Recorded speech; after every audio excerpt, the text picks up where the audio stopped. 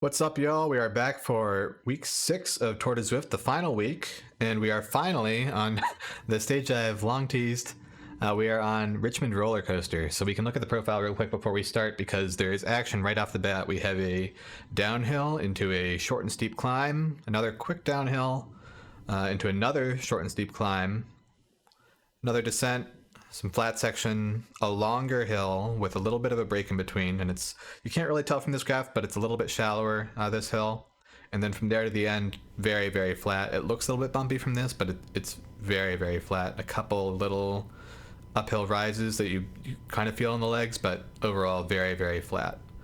So we'll go ahead and get started here, and we'll talk about how things went at the start, and then once we get a little bit more into the flat section, we'll talk a little bit more about what we're looking for into the race.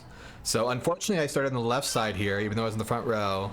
Left side was a little bit worse. As you can see, we take a right turn right out of the pens, and then I think it's a little bit of a left, but then another right turn. So probably a little bit further back here than I wanted to be, having to push a little bit harder. I just wanted to stay in contact in this first part, not be too far behind. But yeah, I didn't want to be going quite this hard at the start. Maybe if I had started on the right side instead of left, it would have been a little bit easier. But overall, not a big deal. Pushing a little bit coming in here, and then we're coming right up onto the first hill. So there's a little bit of a flat section, able to cover just a little bit, and then a little bit of an uphill on the left turn here, and then when it turns right, again, is when it'll get really steep. So my plan was to really kick hard on these first couple hills and try to make a small selection of people, and then at the end try to get a sprint. So when we turn right here, we're gonna kick it off. This was going to be about a 1 minute effort. I was thinking about 350 watts for this 1 minute, right when it starts getting steep right here at the orange. So here I go, I ramp it up, and you can see here we were at least 50 people, and already now at the front there's a small group. I wasn't too worried about drafting this section since we're going so steeply uphill. I really just wanted to stick to my effort and try to make people follow me, and then on the flatter parts ease off and try to recover a little bit. But right here, still trying to push. 1 minute. You see I'm at the 350, 357 right there for 1 minute. So just about nailed my planned effort there. And then in this flat section, we want to recover. Power-ups. You got a few power-ups here. You could get the anvil or the draft. So anvil would have been best here, maybe for the first and the second one, and then draft later on. I got draft, not a big deal. I decided to save it for the top of the next hill. So this one is even shorter and steeper. This is about 30 seconds. So I really wanted to stomp on the pedals on this one again, and again try to make just a small group. Because you can see there's still, looking in the background, there's still people who are relatively close. But here I am stomping over 400 watts again. And then once we're at the top, I'm in the front, but I'm not going to try to do long efforts that are hard when I'm in the front. So easing off again, getting in the draft, and then I'm able to use my power up coming towards the arch. And then again hoping for, it doesn't really matter which power up we get at this point, anvil or draft. So I'm just going to use my draft here. One thing I had noticed looking at other people is that sometimes in this downhill section they would get dropped, like just a tiny gap opens up, and then it's really, really annoying to chase. So I wanted to make sure that didn't happen to me. So I was paying careful attention, maybe going a little bit harder than I would wanted to on this downhill section, but I really wanted to make sure there wasn't a split here that I missed. Because as you can see, we have a small group. That's what I was hoping for, and I don't want to let that go to waste. I'm using my rearview mirror. These people behind, I'm not too concerned if they catch up, because I'm already in the front group, which is about 15 people, 10, 12, 15. Anyone who's coming from behind at this point is going to be spending more effort trying to catch up. So I'm just settled in, trying to sit in the draft and try to recover now. So this is going to be pretty flat until the next uphill section. And yeah, just like I said, we know our strength at this point after the last 6 weeks. It's shorter efforts, and it's uphill efforts that are, again, short. So any longer effort, not our strength still. But that's kind of what drove my strategy today, was try to get a small group at the start, really try to punish the heavier riders on those hills, and then at the end, whether it was just a group of 10, 15, 20, 30, I felt that I could probably be confident in my sprint, because I did do some work on that. And then I think once we yeah, once we get through this next hill section, I'll go ahead and show the stuff we worked on earlier this week. For now, I can show some of the people that I had been kind of concerned about. So this was the sign-up list before the race, maybe like 5 minutes before. I am, where am I? Somewhere in the middle here.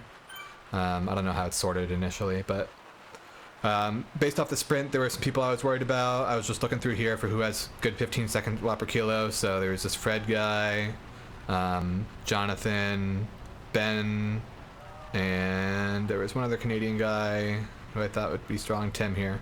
So I was looking for some Canadian flags, hoping they didn't make the group. It looks like the one guy from France here, he was one of the stronger sprinters, but I didn't see either of the Canadian guys I was worried about, so I felt like my strategy was going well initially. So now we're in this longer effort. This was where I was most concerned about, because I didn't really know how I'd be able to respond here after those early pushes. So in this section, my strategy was stay near the front of the group to make sure a group doesn't get away, and then just try to hang on. Like, I didn't have a target power here. It was just try to make sure I'm in the top 15 or 20 so that I don't miss any splits. And then because I had the draft power up here, I decided to use it in the middle flatter section, just to sort of recover a little bit, because I am over threshold. And then I thought it would be more advantageous in the flatter section, and then we're getting another power up near the top of the hill. So things are bunching up a little bit here in the shallower section, and then as I think it gets steeper, it'll string out again a little bit. But just managing to stay in contact here was the main goal. And then hopefully things would chill out again once we're in the flat section, and I'd be able to recover more. Because we already did get some very good recovery in that first flatter section. There was one bump here, but other than that, we saw we had mostly greenish, a couple even dips into the blue and gray, so that was really good. Getting out of the saddle here just to try to finish off the hill. Looking behind, seeing how things are really strung out there. So it was important here that I didn't miss any splits, because this was another spot I'd seen other people where there were some splits, and you had to, it's just really, really annoying to chase back on the flat section. You have to spend a lot of effort to make up a little bit of time. So I was just focused on, again, making sure I was in this front section. I didn't think a tiny group of 3 would get away, but I put in a little bit of effort here, just to make sure there, again, I wasn't dropping a wheel or anything. I wasn't like trying to make a selection here, like trying to push to drop other people behind, but I wanted to make sure that I was in the front group. So coming in here, we're now into the flat section that we saw earlier in the profile. And from there, things do actually chill out, thankfully. We got another power up, it's the anvil. It's not really going to do anything for us in the flat section, but I'm not too worried about it, because we get another opportunity for a power up at this next green dot here on the mini-map. So I was just going to use my anvil whenever, and then hope for a draft by the end. And as you can see, things are cooling off a little bit. I even felt comfortable enough to sit up and text. I was trying to send a message. I don't know why I didn't show up in proximity chat. But there's a guy who was in this group who I'd seen, who has a YouTube channel. You should check him out. I'll link him in the description below once he puts up his YouTube. He's called Dead Last Cycling. He's been in category D. He just ranked up to category C, and this I think was his first category C race, and he did really well to be in this group for that. You can also see Kay Sloop, who's been in our races the past few weeks as well. So she made the first group, killing it. I didn't see too many other familiar names, but yeah, there's the Dead Last Cycling guy I was talking about, killing it in his first race in category C. So yes, talking more about this week. If you remember last week, we made it all the way to the end, and I thought we had the fitness to get a podium position, but it was kind of a skill thing. I wasn't really sure how to execute a sprint at the end of a tired effort, because it was like a couple minutes of near threshold into the sprint, and I just didn't get a good strong sprint in. Most of my sprints, like before, just messing around on Zwift, were like chilling. Oh, there's a sprint section, let's really crush it here. So on Tuesday I decided to do some work on that section, on that weakness, and I did just some random, it was a course that was also part of Tour de Zwift, not a race though, and so I did some efforts into sprints. So it was like anywhere between 90 seconds and 3 minutes of about threshold, and then finish it off with a sprint. And with that, I felt like I was going to be a lot more comfortable coming into this, because normally people do speed things up, and this is a loop course, so we're seeing that section here just before the finish. We'll come around one more time. So here I'm just sort of scouting it out. This is kind of a flat section. There was a little bit of an uphill before it, and then coming around here again, just pan flat. So around here is when I wanted to start my sprint next time around. I had already used my anvil. People are just throwing away their anvils here, hoping to get a draft, and really crossing your fingers for a draft, because the anvil doesn't do much. But if you can pop off a draft power up right before the sprint finish, you're going to get a big advantage out of that. And so here I am, praying. Thank God it's a draft. I'm very, very happy about that. And I'm also very, very happy because I'm able to sit here in the pack at 170 watts, which is probably below even sweet spot for me. So I'm getting some really, really good recovery here. My heart rate's a little bit higher than it might normally be at sweet spot, maybe normally low 160s. But I was kind of amped up for this race. I was nervous all morning because I felt like I could execute well. And if I executed well, I'd have a chance at a podium. So I was kind of nervous all morning. I also had a Lord of the Rings movie marathon yesterday where we ate, you know, the 7 traditional Hobbit meals. So I was super fueled for this. And I was really looking forward to this race, finishing off Tour de Zwift strong. So here, even down in 140s, 150s, like we're omega chilling here, and I'm feeling like this is exactly what I hoped for. First of all, being able to get this really good recovery, and then hopefully we'll be able to execute the sprint. So I was a little bit disappointed to see Gallant here because I know that guy had a good sprint, but I was very, very happy that so far my plan is working out really well. We have a group of about 20-25 people. I was able to push the pace early, and then now I feel like I'm recovering really, really well, getting a lot of good recovery in, just super chill on the bike, and then at the same time kind of starting to put the pressure on myself, feeling like, okay, this is exactly how I wanted to set it up. Am I going to be able to execute the finish? So we come around here. I think this is a little bit of a dip. If you have an anvil, this is probably where you use it, this dip, because there's a little bit of a dip into a little bit of uphill. So I thought people might push a little bit coming up in this uphill, but it shouldn't be too bad. And then it flattens out again, and then maybe a little bit push at the end, and then the sprint. Hopefully nobody would go on a really long attack, because I felt like I wouldn't be able to counter that, and hopefully other people would. But coming into this little uphill, tiny uphill section, barely even an uphill, falls flat. Wanted to come into that in good position and just sort of hold on near the front, sag back just a little bit, not push too hard, but keep it under control. And here it was under control. It was about 200 watts, and even then I felt really good. I didn't feel like it was, I remember in the first week, like 200 watts, it was kind of like really, really on the edge of things. But now, 6 weeks later, thankfully I'm stronger. And I felt like this was really, really under control. Even pushing up to 220 to 230 momentarily there, really still felt great. So you can see some people are sort of pushing here. I'm trying to keep an eye on that, making sure nobody gets away. Thankfully other people are also alert to that, so I don't have to cover it all myself. I can still stay in the draft here.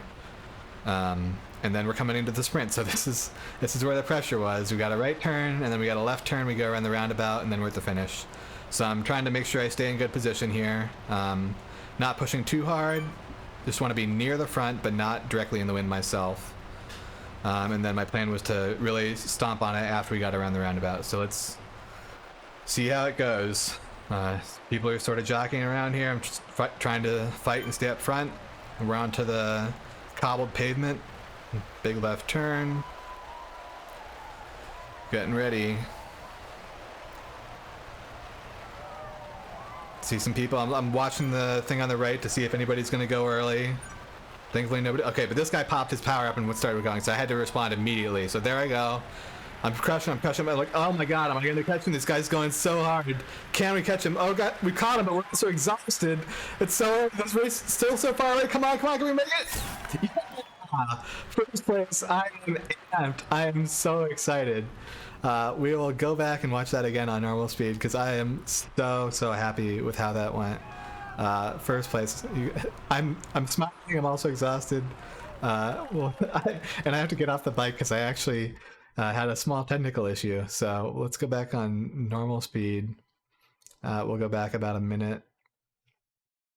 Where are we? 3016. Yeah, and we'll analyze this. So you're coming around, and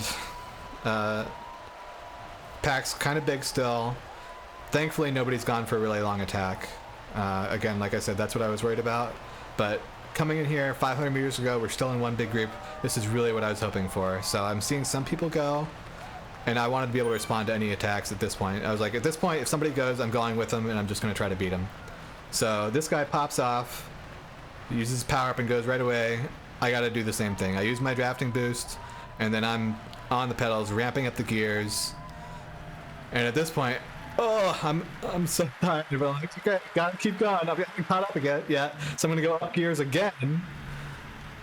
Maybe a mistake, because at this point, I don't know if you can see it. My seat little jounces there a little bit. I actually, my indoor bike here is a quick release, and the quick release on the right side of the bike where it hooks up, it jostled, and so it actually dipped a little bit, so I wasn't securely in as much as I would want to be on the back of the bike. The bike sort of rocks back and forth in the trainer there, which is not super secure. But yeah, you can see there. And so I sit down and I'm like, gotta stay, hold on. And then I was confused, because normally in the past when I finish races, I've seen the results screen pop up. So I'm like, I'm looking at the screen, I'm like, wait, what happened? Is there another lap? Oh, no. Did I mess up? But then I see this first place pop up, and I'm like, oh, thank goodness. Oh, thank God. First place, I'm so happy. Really just feel like everything came together here for me. It was a course that was good for me, and I had a plan, I had the fitness, and I executed. Very, very happy about that first place.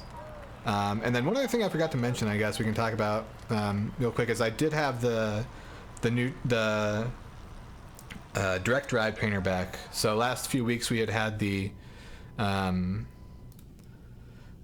wheel on trainer where we were getting power from the pedals, and this week we're back on the direct drive trainer, getting power from the hub itself, all that data and resistance as well. So that also contributed, I think, to my success, being able to not have to worry about manually setting the power when we're going up those hills at the start, for example, being able to ride it more naturally. And then the other thing that factored into that was when I put my power pedals on the bike here, while I was doing the wheel on trainer, I had forgotten to readjust their settings for the different crank lengths, because my outdoors bike has shorter cranks than my indoor bike by 5 or 10 millimeters. So you're supposed to adjust your power pedals so they know, because they measure the force, and then it has to do with the